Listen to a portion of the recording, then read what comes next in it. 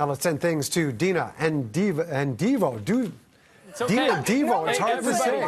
Devo, everyone. It's a duo of Devo and Dino and everything else. I know, we make it Diva, difficult. Dino, everybody. We get it all. Yeah. And right now, we're so happy to read this tweet from Raylyn Jackson at RayJ112. She says, hey, Dina, Devo, BT, this is what the world is coming to. I cut my boyfriend's hair 2 weeks ago. I was surprised he trusted me, and I had the courage to do my own yesterday. #quarantine haircut. And let's just say you rocked that. Yeah. But a lot of us can't. She did a great job. That's right. And, of course, we're into self-isolation now. People are risking it, as we see right there from Raylyn. So the hair coloring, people have the Joe Exotic mullets going on.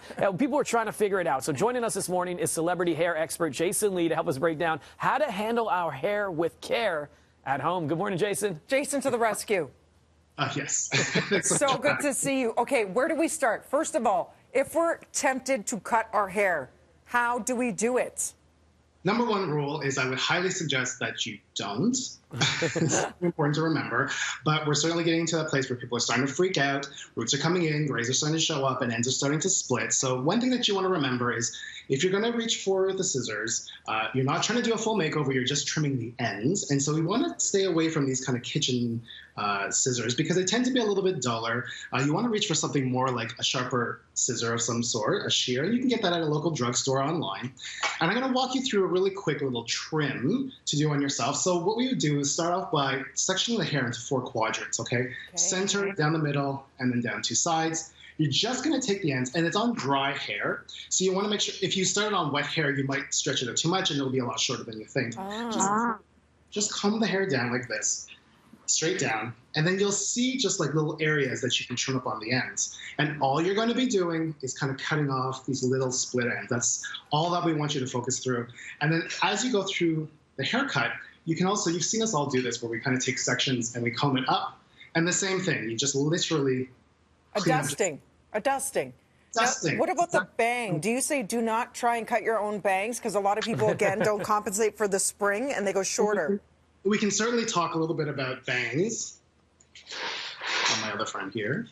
And I'll give you a couple of tips when it comes to bangs. Number one thing is you want to section out the hair the way your hairstylist had already created for you. You don't want to start, this is not about cutting your own bangs at this point or creating bangs. It's literally about trimming it up. First thing I would suggest is maybe try styling the hair in a different way, maybe a little bit to the side, off of your face. Trick number one is if there's any other little extra pieces, don't cut them because that's how bangs end up back here. You don't want this crazy heavy bang. Tension should be relaxed, okay? You don't want to pull it straight down because if you start doing that, what's going to happen is that it's going to jump back up and it's going to be too short. People have cowlicks and there's all different stuff, and you're just going to kind of cut into it a little bit. You also don't want to bring it completely out either because when you drop it back down, you're going to get layers all through it. Okay, now what do we do about those pesky grays? Okay, let's talk about this quickly, Jason, because I've witnessed some things here. You've seen Picasso, Van Gogh, Banksy. These are some great artists, as is one Dina Pugliese. Every morning, she is pulling out this and coloring her hair. Yes, I do. This is what I get to see. And it works. This is what they have to witness. She is painting. Every day as I paint away my sideburns, as I call them. Okay? That's what happens. Well, guess what? I have one right here as well because I'm a huge fan of that product. What's great about that is that they also have for blondes, because right now blondes are coming in and their roots are coming in dark, but you can't highlight your hair yourself. That's right. So this company that you're using, Dina, it's called Color Wow, and it's like it's a mineral powder that adheres to the hair. It's like eyeshadow. On set, oftentimes hairstylists will use an eyeshadow to cover up, areas that are sparse on somebody's hairline. And what this company has done is they've created a platinum blonde, which is also amazing. So you have the brunette that you use to cover up any kind of little things that are coming in. But for blondes, because you get that root, it's very hard to find something that actually goes blonde on the hair. This company, when you work it in and you stamp it on, it will actually connect the highlights to your hair. So you don't have to do any kind of... Can you hold it up higher, Jason, that color palette? Because I know people will be interested in the bottom bar. Cut it off. There it is. Got it. So much lighter. Now, how do you feel about actually tackling the box color? I repped a box color brand for 3 years, so I know it can work and it can work well. But you do have to know what you're doing. I think just because given the scenario that we're all in right now, the best thing and the best advice to say is if you have a colorist that you have a relationship with, direct message them first. Contact them, maybe email the salon, and just find out what they think would be a good option for you to try. I have a couple of tips when it comes to that. I think the first thing you want to do is you certainly want to, you have the two colors. I would maybe even think about doing a patch test first. So pour out a little bit, let's just say you go for a medium brown. You just want to make sure that it's exact same match. So do a little test first, take a little section out of your hair and just let it process at the beginning. Once you mix the two together, it starts to process. So just do a little bit, wash it out, and see if it's a good match. And if it is, then go in and go ahead and do it.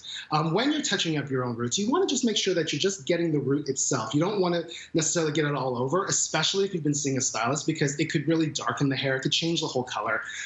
So yeah, I mean, they definitely work. You just want to make sure that you have a little bit of guidance would be very helpful. Lastly, curly hair, any tips?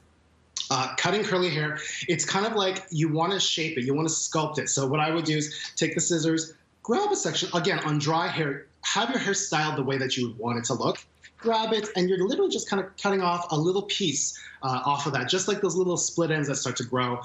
Don't take out heavy chunks. You certainly, if you're going to cut your hair, don't cut straight lines, because that's how it'll look all choppy. And you say drop the scissors, opt for a nourishing mask, because it can repair the dead ends, the split ends. Right. It's a great time right now. We're not doing a lot of heat styling. We can give our hair a bit of a break. If you have overly processed hair, reach for a protein product. If you want, just let a moisture mask in and let it sit, and it'll help your hair get healthier. Pro tips. Jason Lee, thank you so much. What I'm hearing is just maintain. Don't try and start a new hairstyle during this time, people. That's Please. Yeah. Where do we find more info? Jason Lee Hair? Yeah, at Jason Lee Hair on Instagram. Thanks, Awesome. Jace. Thank you.